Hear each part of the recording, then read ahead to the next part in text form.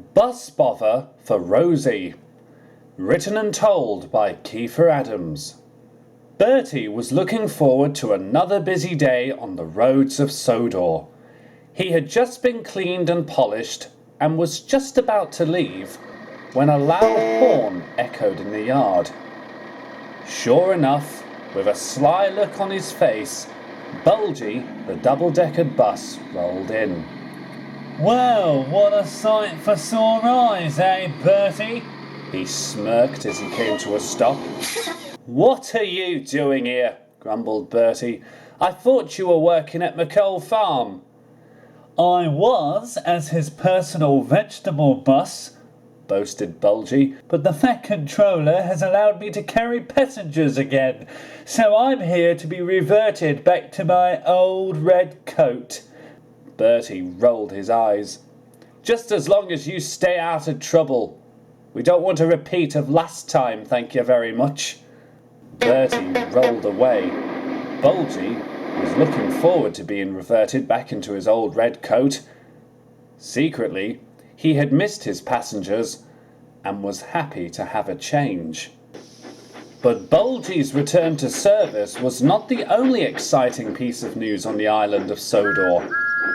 Thomas had been shunting in the yards of Knapford all morning and was very exhausted.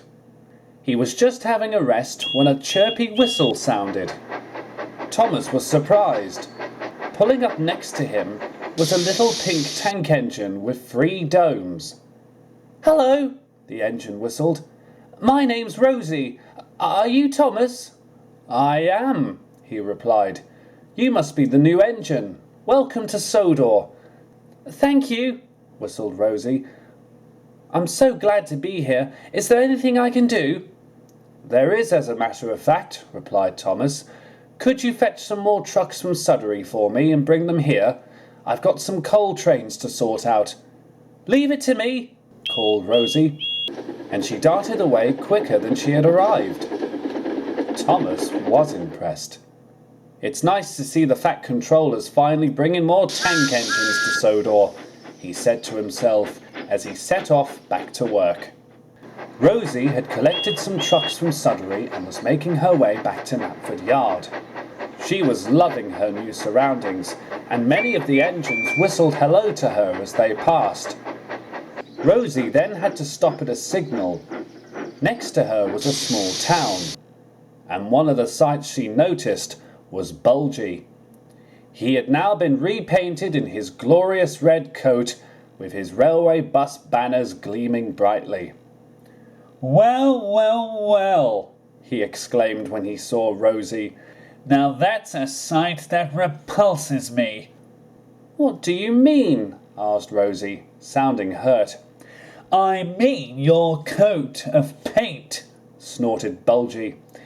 "I have never seen anything like you before, painted pink and looking all too pretty.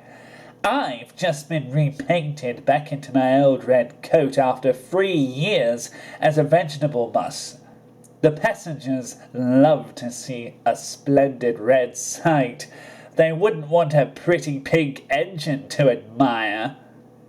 At that moment, Bulgy's conductor rang his bell to signal that it was time to leave. "You won't last 5 minutes on this railway, my dear," Bulgy boasted. "Now, if you excuse me, a properly useful vehicle is going to make himself known." And before Rosie could say anything else, Bulgy had driven away. "I don't think pink is a silly colour," Rosie said to herself. When the signal dropped, Rosie puffed sadly away, feeling very hurt. Rosie had delivered the trucks to Knapford Yard and was on her way to another job. She hadn't said anything to Thomas, but he had noticed that she was upset about something. As Rosie was passing the level crossing, she noticed Bertie waiting at the gates.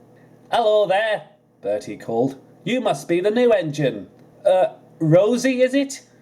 "Yes," she said sadly. "You're going to make fun of my coat of paint too, aren't you?" "Why would you say that?" Bertie asked. Rosie told him about Bulgy. "Take no notice of him," said Bertie. "Just remind him of the time he got stuck under a bridge. He's just come out of being a vegetable bus, so don't take it to heart." Rosie felt a little better. Before long, the gates opened and Bertie was on his way. "Goodbye, Rosie," he called. "Hope you enjoy yourself on Sodor." Rosie perked up and carried on her way as soon as the gates opened for her.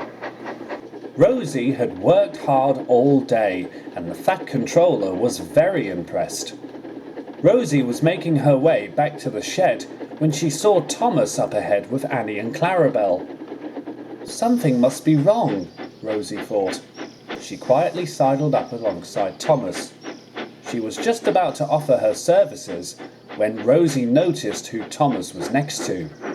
It was Bulgy. He had broken down and Thomas had to collect his passengers.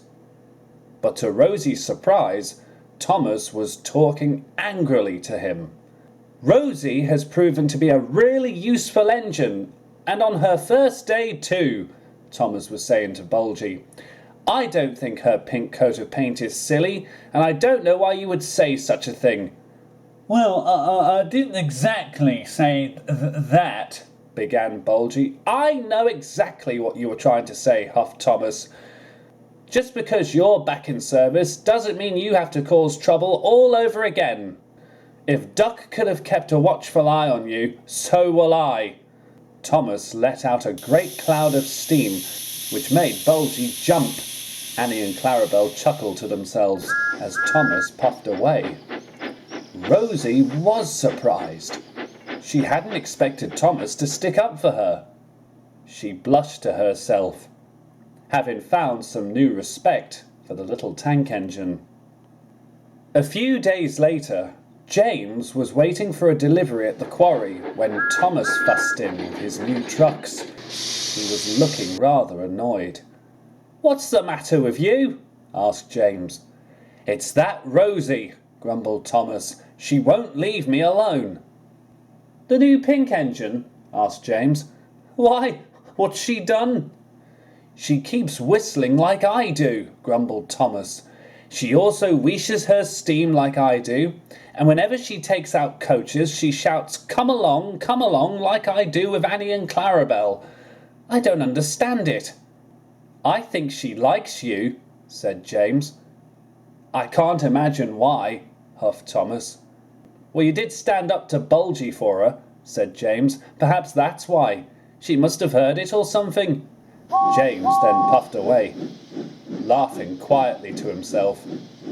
Thomas grumbled bitterly as his trucks were loaded with stone. Little did he know he would meet Rosie again whilst delivering presents to a young girl at High Farm. But that's a story you all might know already.